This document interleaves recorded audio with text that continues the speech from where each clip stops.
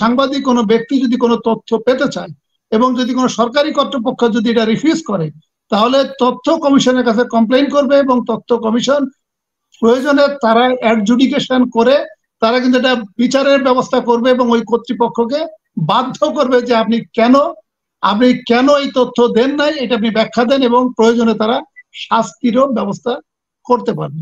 তাহলে বাংলাদেশ ব্যাংকে এমন কি হলো আপনি যে সাংবাদিকদেরকে হঠাৎ করে আপনি নিষেধ করে দিলেন? 2021 আমাদের বাংলাদেশের সর্বকালের সর্বোচ্চ রিজার্ভ ছিল, সেটি ছিল $48.6 বিলিয়ন, এবং এই এপ্রিল 2024 এসে যদি আক্ষরিক অর্থে যদি আমার এই ডক্টর দেবপ্রিয় ভট্টাচার্যের বক্তব্য অনুসারে $5 বিলিয়ন পরিশোধ করলে আমার $8.22 বিলিয়ন।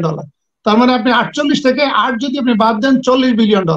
এই $40 বিলিয়ন কিন্তু গত 32 মাসে কিন্তু নাই, হাওয়া হয়ে গিয়েছে। যে সমস্ত বিদেশি বিনিয়োগ হয়েছে এবং বিনিয়োগের যে লভ্যাংশের টাকা সেটি ডলারে পরিশোধ করার কথা, সেটিও আপনি পরিশোধ করছেন না। বিভিন্ন এয়ারলাইন্স এর যে বিজনেস ট্রানজাকশন এবং তাদের যে অর্থকড়ি বা তাদের যে পেমেন্ট সেটি কিন্তু ডলারে পেমেন্ট করতেন, সেটিও কিন্তু আপনি দিচ্ছেন না। তার মানে আক্ষরিক অর্থে ডক্টর দেবপ্রিয় ভট্টাচার্যের যে বক্তব্য, সে বক্তব্যতে এটি প্রতীয়মান যে $5 বিলিয়ন অনেকদিন ধরে ডিউজ হয়ে আছে, যেটা সুদ এবং আসল সহ এটি প্রদান করার কথা, ঋণের কিস্তি দেওয়ার কথা, কিন্তু সরকার এটি দিচ্ছে না। এখন যে পত্রিকার যে নিউজটা যে আমরা দেখলাম, নর্থ ইস্ট যে পত্রিকাটা ইন্ডিয়া থেকে বেরোয়, আমি আপনার টকশোতে ঢোকার আগে আমি একজন বুদ্ধিজীবী, পিএনপি পন্থী একজন বুদ্ধিজীবীর সাথে আলোচনা করছিলাম। তো তখন সে আমাকে বলল যে এটি একটা গুজব, এটা শেখ হাসিনা প্রতি ক্ষেত্রে কোনো একটা ইস্যু যখন আসে, একটা ক্রাইসিস মোমেন্ট যখন আসে, তখন একটা গুজব রটিয়ে দেয়। আমি তখন তাকে বললাম যে আপনি যেহেতু বলছেন যে, যেমন আমাদের আরিফুর রহমান যে বললেন যে এটি আসলে গুজব এবং এটা অপোজিশনের পক্ষ থেকে এটা করা হচ্ছে, বিএনপি পন্থী যে বুদ্ধিজীবী সেও একই কথা বললেন বা বলার চেষ্টা করলেন। কিন্তু আমি তাকে বললাম যে যদি এটা গুজব হয়ে থাকে, এখন ভারতের সাথে বাংলাদেশের জনগণের যে সম্পর্কটা সম্পর্কটা এত তিক্ত পর্যায়ে, এর আগে ভারতের যে অভিজ্ঞতা মালদ্বীপে, এখন শুরু হয়েছে শ্রীলঙ্কাতে, তাহলে এবং আমি যার সাথে কথা বলছিলাম উনি একজন সাবেক সামরিক কর্মকর্তা, উচ্চপদস্থ সামরিক কর্মকর্তা, এবং সে আমাকে ভিমেন্টলি বলার চেষ্টা করলেন যে এই পত্রিকাটা নিয়ন্ত্রিত হয় ওই র দ্বারা, এবং যেগুলো বলে দেয় সেগুলো তারা রিপোর্ট করে। তাহলে আমি তাকে বললাম যে তাহলে যদি র দ্বারা নিয়ন্ত্রিত হয়ে থাকে, তাহলে এই মুহূর্তে বাংলাদেশের জনগণের সাথে ভারতের যে তিক্ত সম্পর্ক, এর কিছুদিন আগে মালদ্বীপের সাথে, এখন শুরু হয়েছে শ্রীলঙ্কার সাথে, তাহলে ভারত এই মুহূর্তে ভারত জনগণের সাথে তো তিক্ত সম্পর্কের পরেও কেন তারা এই ধরনের রিস্ক নেবে? আমি ওনাকে বললাম যে এটি আমার কাছে আপনার বক্তব্য বিশ্বাসযোগ্য হচ্ছে না, যেমনটি বিশ্বাসযোগ্য হয় নাই আরিফুর রহমানের কথায়। আমাদের ডক্টর কলিমুল্লাহ কিন্তু বললেন যে দেখেন যে হঠাৎ করে কেন নিষেধাজ্ঞা দেওয়া হয়।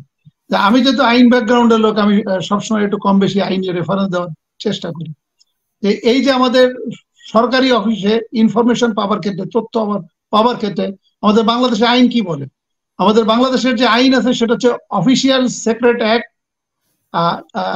1923, অফিসিয়াল সিক্রেট অ্যাক্ট 1923।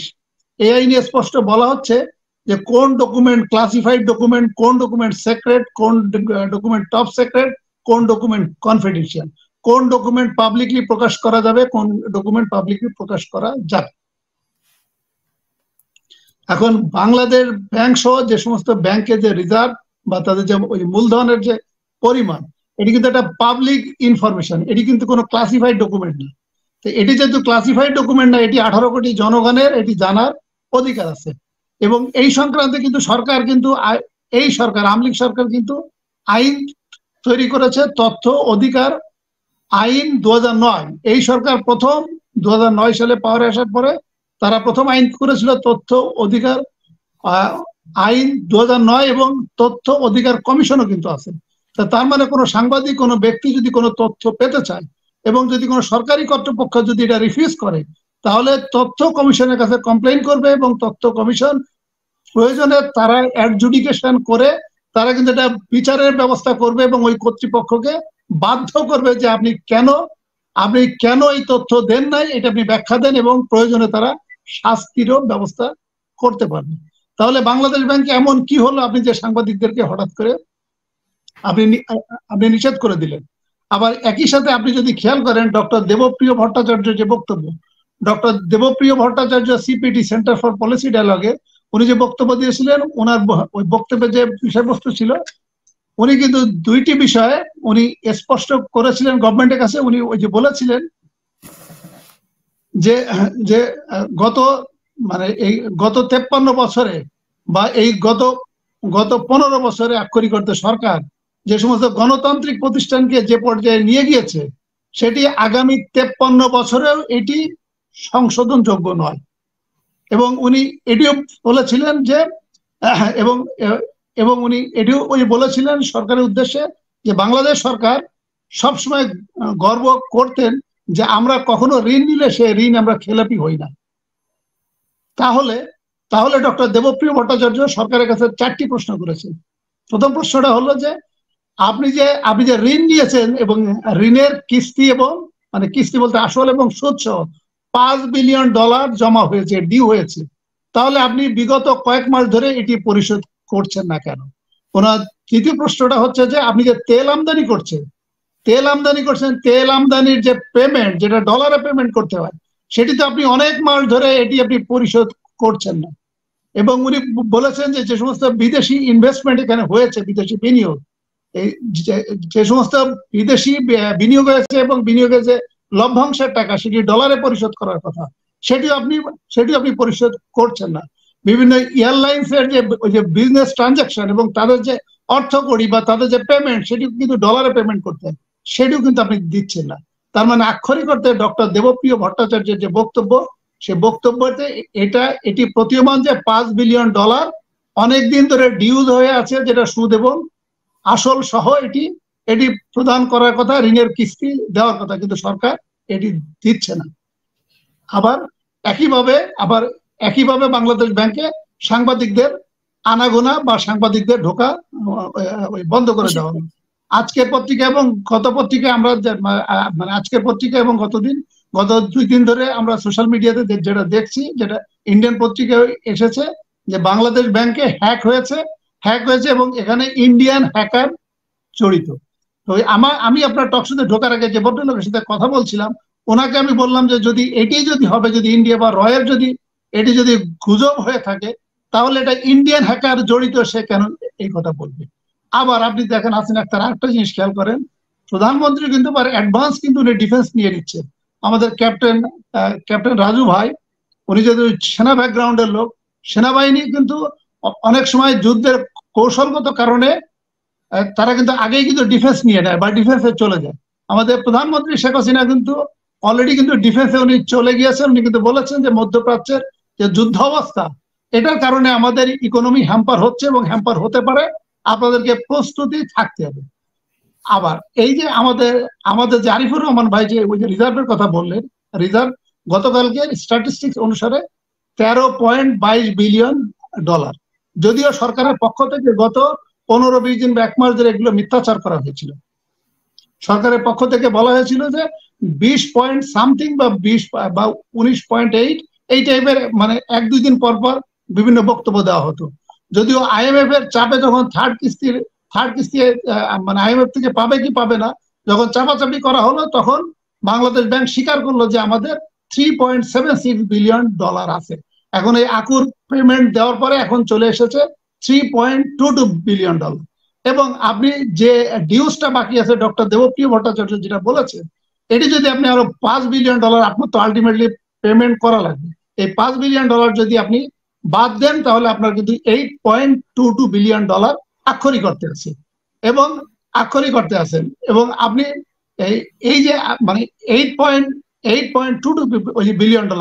আমাদের আরিফুর রহমান যে কথাটা বললেন যে আমাদের অগাস্ট 2021 আমাদের বাংলাদেশের সর্বকালের সর্বোচ্চ রিজার্ভ ছিল, সেটি ছিল $48.6 বিলিয়ন। এবং এই এপ্রিল 2024 এসে যদি আক্ষরিক অর্থে যদি আমার এই ডক্টর দেবপ্রিয় ভট্টাচার্যের বক্তব্য অনুসারে $5 বিলিয়ন পরিশোধ করলে আমার $8.22 বিলিয়ন। তার মানে আপনি 48 থেকে 8 যদি আপনি বাদ দেন, $40 বিলিয়ন। এই $40 বিলিয়ন কিন্তু গত 32 মাসে কিন্তু নাই, হাওয়া হয়ে গিয়েছে। তার মানে আপনি যদি এভারেজ করেন তাহলে প্রতি মাসে 1 থেকে 1.25 বিলিয়ন ডলার আমার নিঃশেষ হয়ে গিয়েছে।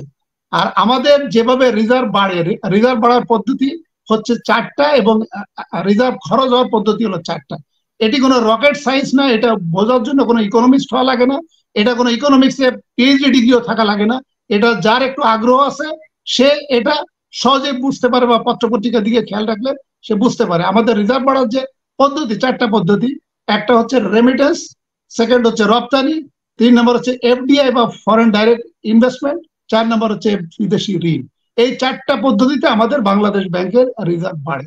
আর আমাদের খরচ হয় কিভাবে? খরচ হচ্ছে আমরা যেটা আমদানি করি এবং আমরা যে সমস্ত ঋণ নিয়েছি, এই ঋণের আপনার আসল এবং সুদ, এবং বিদেশি কর্মকর্তা বা কর্মচারী যারা এই দেশে চাকরি করে তাদের যে বেতন পরিশোধ করতে হয় সেটি হলো ডলারে পেমেন্ট করতে হয়।